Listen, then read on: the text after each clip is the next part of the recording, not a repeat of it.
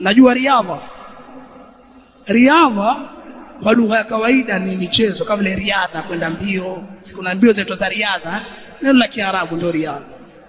Lakini riadha ni istilahi katika usufi, ni istilahi katika asufia.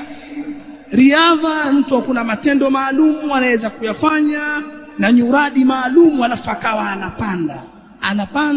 anapanda mpaka anafikia kuwa wali.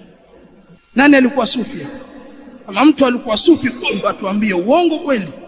Unaweza kukuta sufi kakaa saa nyingine na tasbihi yake ambao hivi, saa nyingine kashambwa ukitaja Allahumma salli ala Muhammad mara milioni moja, basi kuna daraja unapanda. Kwa hiyo anaitafuta milioni moja. Unaweza kukuta mwingine kakaa kipembeni analia au anajilazimisha kulia. Zile ndio riadha yake. Hivyo unasema ukitamka tu wewe tamke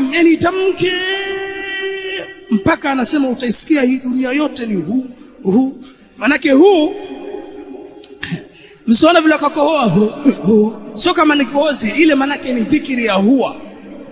Na dhikiri ya huwa ni dhikiri ya hawas, yani ni kuna la ilaha illa Allah, alafu kuna tamko la Allah. Sasa tamko ambalo hili ni special ni dhamiri, wanasema ndio ile huwa ndio asili yake. Sasa hawa masufi wana hiyo riadha tunaweza ukafanya, na huu sufi ni unafanana na wale meditators, wale majaa Rastafari. Pia unaona mtu anaweza kaa peke yake labda akatazama hivi, akatazama sehemu masaa mawili mpaka anaweza akapita mtu asione kapita mtu.